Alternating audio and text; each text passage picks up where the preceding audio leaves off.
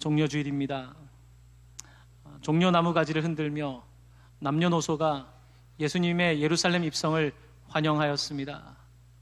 저마다 호산나라고 우리를 구원하소서, 호산나를 연호하며 우리 주님의 입성을 기뻐하였습니다. 전통적으로 교회는 이 종려주일에 실제로 종려나무 가지를 흔들며 예배의 예식을 했었습니다. 또한 종려나무를 찾을 수 없는 열대 잎을 얻을 수 없는 곳에서는 다른 나뭇가지를 흔들며 예배했던 바로 그날을 기념하는 것이 오늘 종려주일 예배입니다. 오늘부터 부활절까지의 일주일은 우리 기독교 역사상, 아니 인류의 역사상 가장 중요한 일주일입니다. 하나님의 구원의 역사는 바로 이 일주일을 향하여 처음부터 우리에게 예언되었으며 그 예언이 성취되었던 것을 보게 됩니다. 예수님은 예루살렘에 입성하시고 최후의 만찬 가운데 성찬을 우리에게 제정해 주시고, 또한 십자가에 달려 돌아가심으로 우리를 구원하시고, 또한 장사된 지 사흘 만에 부활하심으로 말미암아 놀라운 구원의 역사를 이루셨습니다. 가장 긴박감이 넘치고 우리가 가장 기억해야 될 일주일, 바로 그 일주일을 우리는 지나가게 되는 것입니다. 작년에도 우리는 고난주간을 지났고 재작년에도 지났지만 올해도 이 고난주간을 기억하는 것입니다. 또한 내년에도 내후년에도 가장 중요한 이 일주일을 주님 오실 때까지 기억하며 살아가는 것, 바로 그것이 그리스도인의 삶인 것입니다. 우리는 오늘 그 종려주일을 기뻐하며 우리 주님의 오심을 함께 찬양하며 예배하고 있습니다. 특별히 오늘 이 예배 가운데에 우리는 예수님께서 나귀 타고, 나귀의 새끼를 타고 입성하시는 장면을 상상하게 됩니다. 세상의 왕들은 당시에 백마를 타고 예루살렘 성에 입성을 하던 때입니다. 하지만 만왕의 왕으로 오신 예수님께서는 백마가 아니라 나귀 새끼를 타셨다고 성경은 증언하고 있으며, 바로 이 나귀 새끼를 타신 이야기는 스가랴 선지자의 예언을 성취하기 위함이라고 말씀하고 있습니다. 스가랴 9장 9절 말씀입니다. 저와 함께 한번 한 목소리로 봉독하겠습니다. 시온에 따라 크게 기뻐할지어다, 예루살렘에 따라 즐거이 부를지어다. 보라, 내 왕이 내게 임하시나니 그는 공의로우시며 구원을 베푸시며 겸손하여서 나귀를 타시나니 나귀의 작은 것 곧 나귀 새끼니라. 아멘. 예수님께서는 나귀 새끼를 타셨습니다. 세상의 어떤 왕도 이렇게 나귀 새끼를 타지 않습니다.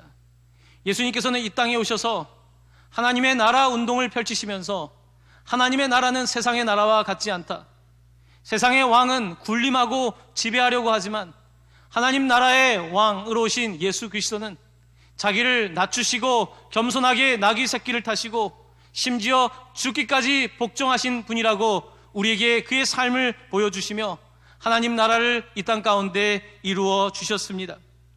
예수님께서는 섬김을 받기 위하여가 아니라 섬기기 위하여 왔다고 하시면서 제자들에게 하나님의 나라를 따라 살아가는 제자들은 이렇게 살아야 된다고 말씀하셨습니다. 사람들 가운데 너희들의 오른밤을 치면 왼쪽 밤을 돌려대며, 겉옷을 달라고 하면 속옷을 내어주며, 오리를 가자고 하면 십리를 가는 것이 하나님의 나라라고 말씀하셨습니다. 예수님께서는 하늘 보좌를 버리고 가장 먼 거리를 여행하셔서, 아니 십리가 아니라 우리와 함께하기 위해서 가장 먼 길을 오셔서 마지막 갈보리산까지 올라가셨습니다. 바로 여러분과 저의 죄악을 담당하기 위하여 대속물로 이 땅에 오셔서 우리를 구원하신 것입니다. 나귀를 타신 예수 그리스도는 그렇게 다른 사람을 지배하는 왕이 아니라 오히려 섬기는 왕으로, 하나님은 우리를 다스리는 왕이시지만 또한 우리에게 모든 것을 내어주시는 사랑의 하나님이심을 우리에게 보여주신 것입니다. 이렇게 예수님께서 나귀를 타고 오실 때에 사람들은 호산나를 연호하였습니다. 그때 사람들 가운데 바리새인들의 일부는 예수님께 와 이런 말씀을 드립니다. 예수님, 제자들을 조금 잠잠하게 해 주십시오. 제자들이 호산나라고 외치는 것이 문제가 될 수 있습니다. 문제의 소지가 있습니다. 라고 말하는 것이었습니다. 왜 그랬을까요? 왜 그들은 사람들이 호산나를 외치는데 그들의 목소리를 억압하고 그들을 막으려 했던 것일까요? 그것은 바로 당시의 정치적인 문제 때문이었습니다. 당시에 이스라엘, 이 유대 지역은 로마가 통치하고 있는 나라들 가운데 가장 반란과 혁명이 많이 일어나는 곳이었습니다. 로마는 전통적으로 이 유다 지방을 다스리는데 어려움을 겪고 있었습니다. 이 사람들은 민족성이 강하고 자기의 주체성이 강하기 때문에 언제든지 로마의 반기를 드는 사람들이었습니다. 그러므로 로마는 이 유대 땅을 평화로운 땅이 되게 하기 위해서 당시에 헤롯이라고 하는 분봉왕을, 꼭두각시 왕을 세웠고, 또한 당시에 유대교의 종교 지도자들과 함께 결탁하여 평화를 만들어 가고 있었습니다. 자, 그런데 예수님께서 이 땅에 오셔서 사람들에게 왕이다, 그가 이 땅에 오셔서 구원하신다, 우리를 구원하소서 호산나라고 하는 이런 표현들은 당시에 그들이 가지고 있던 권력을 흔들 수 있는 상당히 위험한 행위였습니다. 그러므로 바리새인들은 예수를 향해서 호산나를 외치는 사람들을 멈추며 그들이 그렇게 하게 되면 이 땅에 또 한 번 평화가 깨진다는 이야기를 했던 것입니다. 당시에 예루살렘은 그렇게 로마와 유다와 정치와 종교가 결탁되어 그 땅에 평화를 유지하고 있었습니다. 예수님의 죽음에는 그러므로 많은 정치와 종교의 권력들이 결탁하여 결국은 하나님의 권력을 넘어뜨리는 그와 같은 역사적인 오류를 범하고 말았습니다. 이때 예수님께서는 바리새인들에게 이렇게 말씀하십니다. 지금이 침묵해야 될 때인가 잠잠할 때인가? 전도서 지혜자는 이렇게 말합니다. 잠잠할 때가 있고 말할 때가 있다는 것입니다. 예수님께서 지금 예루살렘을 지나가시는 이 지금은 말을 해야 될 때이겠습니까? 아니면 침묵해야 되는 때이겠습니까? 사람들은 사건이 커지는 것을 원하지 않기에 침묵을 원하는 것입니다. 권력자들은 침묵을 좋아합니다. 사람들이 번거롭게 문제를 만드는 것을 싫어합니다. 그러므로 침묵을 강요하는 것입니다. 여러분, 세월호 사건이 터졌을 때에 우리는 우리의 마음을 아프게 하는 침묵하라는 이야기를 알고 있습니다. 가만히 있으라. 아이들에게 가만히 있으라고 방송 가운데 나오지 않았습니까? 가만히 있으라. 과연 가만히 있어야 되는 때였습니까? 가만히 있으면 안 될 때에 가만히 있으라고 하는 것은 옳은 일이 아닙니다. 하나님께서 아들을 보내어 주셔서 가만히 있는 것이 아니라 이 땅에 잘못된 것들을 고발하고 하나님의 나라를 세워야 된다고 했을 때에 여전히 사람들은 가만히 있으라고 말했습니다. 예수님께서는 지금은 침묵할 때가 아니라 말해야 되는 때임을 아시고 호산나라고 외치는 그들을 내버려 두셨습니다. 저는 예전에 어릴 때에 물에 빠져 죽을 뻔한 적이 있었습니다. 물이 빠져 죽을 뻔했던 제가 할 수 있었던 유일한 외침은 사람 살려였습니다. 사람 살려. 침묵해야 되겠습니까? 지금 구원자가 지나가시는데 우리를 구원하소서 호산나라고 외치는 것이 너무나 당연하지 않겠습니까? 하지만 사람들은 사람이 죽던 살던 상관하지 않고 그들을 오히려 침묵하도록 만들고 있었습니다. 바로 정치와 종교의 권력이 당시에 예수님 위에 있었던 것을, 아니 하나님 위에 있었던 것을 우리는 보게 되는 것입니다.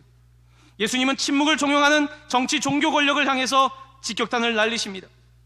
누가복음 19장 40절입니다. 만일 이 사람들이 침묵하면 돌들이 소리 지르리라. 만일 사람들이 침묵하면 이 돌들이 소리 지르리라. 그렇습니다. 예수님께서 지나가실 때 예수님께서는 돌들이 소리 지른다고 말씀하고 계십니다. 아니, 구원자가 지나가시는데 사람들이 무서워서, 권력이 무서워서 가만히 있다면 돌들이 일어나 소리를 지를 것이다. 아니, 산천초목이 일어나 소리를 지를 것이다 라고 말씀하시는 것입니다. 바로 이것이 예수님의 구원의 입성의 모습이었습니다. 당시의 사람들은 어쩌면 돌보다도 더 못한 인생을 살고 있었습니다. 그래서 예수님께서는 이 돌들보다 못한 인생아 라고 말하고 있는 것입니다. 자신의 권력을 유지하기 위해서 살아가고 있는, 평화를 유지하기 위하여 살아가는 그들에게 돌들의 은유로 말씀하신 것입니다. 오늘 이 누가복음을 기록한 누가는 특별히 돌을 참 좋아했던 사람인 것 같습니다. 그는 성경의 중요한 포인트마다 돌의 은유를 많이 사용합니다. 세례 요한의 이야기를 하면서 오늘 누가는 또한 자신이 선민이라고 자랑하고 있는 사람들, 나는 선택받은 사람이다 라고 자랑하는 사람들에게 돌의 비유를 한 가지 듭니다. 누가복음 3장 8절의 말씀인데 제가 여러분과 함께 봉독하도록 하겠습니다. 그러므로 회개에 합당한 열매를 맺고 속으로 아브라함이 우리 조상이라 말하지 말라. 내가 너희에게 이르노니 하나님이 능히 이 돌들로도 아브라함의 자손이 되게 하시리라. 아멘. 자신이 아브라함의 자손이라고 말하는 사람들에게 세례 요한은 이 돌들로도 아브라함의 자손을 만들 수 있다라고 말씀하셨습니다. 자신이 겨우 100세밖에 살지 못하면서 마치 인생을 다 산 것처럼, 여러분 돌들은 100년, 1000년 동안 그 자리에 있지 않습니까? 그런데 인생들은 마치 내가 다인 것처럼 지금의 권력을 유지하기 위해서, 지금의 나의 기득권을 유지하기 위해서 예수님은 안중에도 없는 사람들을 향하여 누가는 돌을 들면서 돌보다도 못한 인생들을 향하여 이렇게 말하고 있는 것입니다. 예루살렘은 예수님께서 마지막 목숨을 거두신 곳입니다. 그런데 이 예루살렘이라고 하는 도시의 이름은 말 그대로 살렘, 샬롬이라는 말에서 유래되는 것입니다. 예루살렘이라고 하는 말은 평화의 도시란 뜻입니다. 평화의 도시. 그런데 그들이 과연 평화를 어떻게 유지하고 있었을까요? 그들의 평화에는 대가가 있지 않았겠습니까? 로마와 유대의 권력이 결탁하여 그들이 평화를 만들고 있을 때에 그 평화의 대가는 누가 치르고 있었겠습니까? 바로 예수님이 친구 되었던, 바로 세상에서 주변부에 있었던 사람들이 바로 그 평화의 대가를 치르고 있었습니다. 예수님께서는 이렇게 평화의 도성이라고 말하면서 로마와 결탁하고 있는 당시에 하나님을 믿는 사람들의 모습을 보시면서 안타까워 하셨습니다. 그러면서 그 성을 보시며 눈물을 흘리셨습니다. 왜냐하면 그 성이 오래 지속되지 못할 것을 아셨기 때문입니다. 저는 딱 20년 전에 예루살렘이 보이는 바로 그 감람산 겟세마네 동산 쪽에서 예루살렘을 보면서 우리 주님을 생각했던 그때를 잊지를 못합니다. 그때 바라보았던 예루살렘은 너무나 아름다운 곳이었습니다. 근데 그곳을 바라보는데, 이 아름다운 도성을 바라보는데 오늘 본문의 말씀이 당시에 제게 떠올랐습니다. 그 말씀을 생각하니까 눈물이 나더라고요. 평화라고 말하는데 평화롭지 못한 예루살렘을 보며 눈물이 났습니다. 예루살렘엔 얼마나 많은 군인들이 있는 줄 아십니까? 이스라엘의 군인들이 넘쳐나고 팔레스타인과 서로 전쟁을 하고 여전히 전쟁과 반목이 가장 심한, 가장 화약고인 바로 이 예루살렘을 바라보면서 눈물이 났던 그때를 기억하는 것입니다. 예수님께서도 이 땅을 바라보시며 우셨습니다. 오늘 예수님께서는 누가복음 19장 42절에서 그들의 평화에 관하여 이렇게 말씀하고 계십니다. 제가 여러분께 읽어드립니다. 너도 오늘 평화에 관한 일을 알았더라면 좋을 뻔하였거니와 지금 내 눈에 숨겨졌도다. 평화, 무슨 평화를 말하냐고 지금 예수님께서는 질문하고 있는 것입니다. 이 평화가 과연 얼마나 지속될 것인가, 사람이 쌓은 평화가 얼마나 지속될 것인가 묻고 있습니다. 안타깝게도 예루살렘 성은 예수님께서 그곳을 지나가신 후에 채 40년이 되지도 않아서 주후 70년에 로마의 타이터스 군대 장관에 의해서 완전히 무너지게 되고 불타고 맙니다. 그리고 남은 것이 바로 서쪽 웨스턴 월이라고 하는 통곡의 벽 하나입니다. 모든 성이 무너지게 되고 그들이 평화롭게 살고 있는 그 땅은 무너졌던 역사를 가지고 있는 것입니다. 자, 오늘 우리가 읽은 본문 43절, 44절은 바로 이스라엘에게 닥칠 임박할 재난에 관하여 우리 주님께서 말씀하신 것입니다. 전쟁을 상상하시며 이 본문의 말씀을 들으시길 바랍니다. 날이 이를지라 내 원수들이 토둔을 쌓고 너를 둘러 사면으로 거두고 또 너와 밑 가운데 있는 내 자식들을 땅에 메어치며 돌 하나도 돌 위에 남기지 아니하리니 이는 내가 보살핌 받는 날을 알지 못함을 인함이니라 하시니라. 아멘. 무슨 이야기입니까? 이제 날이 이르게 되면 사람들이 토둔을 쌓고 사람들이 사방으로 가두어서 내 자식들을 다 땅에 메어치고 성이 다 무너져서 돌 위에 돌 하나도 남지 못할 것인데, 그때에 비로소 사람들은 하나님께서 이 성을 보존하셨다는 것을 기억하게 되고 그때에 비로소 사람들은 평화가 무엇인지를 깨닫게 된다고 말씀하신 것입니다. 그렇습니다. 여러분, 우리의 땅은 평화의 땅입니까? 우리의 땅은 평화의 땅입니까? 우리는 누구의 희생을 통하여 오늘 평화의 삶을 살고 있습니까? 예수님께서는 이 땅에 오셔서 평화를 말씀하고 계시는 것입니다. 하지만 그 평화는 우리가 생각하는 거짓 평화가 아닙니다. 우리가 생각하는 그런 거짓 평화가 아니라 하나님의 평화를 말하고 있는 것입니다. 여러분, 지금 우리 시대에 임박한 재난의 소식을 여러분은 듣고 계십니까? 우리가 평화롭다고 말하며 우리가 잘 산다고 말하고 있지만 여러분, 재난의 소리가 들려오지 않습니까? 우리의 아이들이 우리가 알지도 못하는 곳에서 학대와 살인과 강간과 고통 가운데 살아나가고 있지 않습니까? 그렇게 그들이 목숨을 잃고 있지 않습니까? 우리가 살아가는 땅은 과연 평화의 땅입니까? 사람들은 권력을 유지하기 위하여 사람들은 이렇게 저렇게 노력하고 있는데 과연 우리가 살아가는 이 땅은 평화의 땅입니까? 예수님께서는 이 땅에 오셔서 돌을 던져주셨습니다. 평화를 말하는 사람들에게 돌을 던지며 당신들이 쌓은 평화는 영원하지 않을 것이다. 아니, 40년이 채 가지 못해서 성들은 무너지고 말 것이다. 내가 세우는 성, 내가 세우는 예루살렘, 내가 평화라고 말하고 있는 그 성은 언제든지 무너질 수 있는 땅임을 말씀하고 있는 것입니다. 예수님께서는 이 땅에 불을 던지러 오셨다고 말씀하셨습니다. 마치 예수님께서는 이 땅에 오셔서 다윗이 골리앗의 머리에 돌을 던진 것처럼 이 땅에 말씀을 가지고 오셔서 평화라고 말하는 사람들에게, 거짓 평화를 말하는 사람들에게 돌을 던지며 그들을 무너뜨리셨던 것입니다. 그리고 그들로 인하여 평화는 그렇게 거대한 골리앗과 같은 그와 같은 성으로 쌓는 평화가 아니라 바로 우리 주님만이 주시는 평화라고 말씀하고 계신 것입니다. 사랑하는 성도 여러분, 저는 이번 한 주 돌에 관하여 참 많은 생각을 했습니다. 돌. 누가복음은 예수님에 관하여 이렇게 이야기를 합니다. 건축자들이 버린 돌이 모퉁이의 머릿돌이 되었다고 말합니다.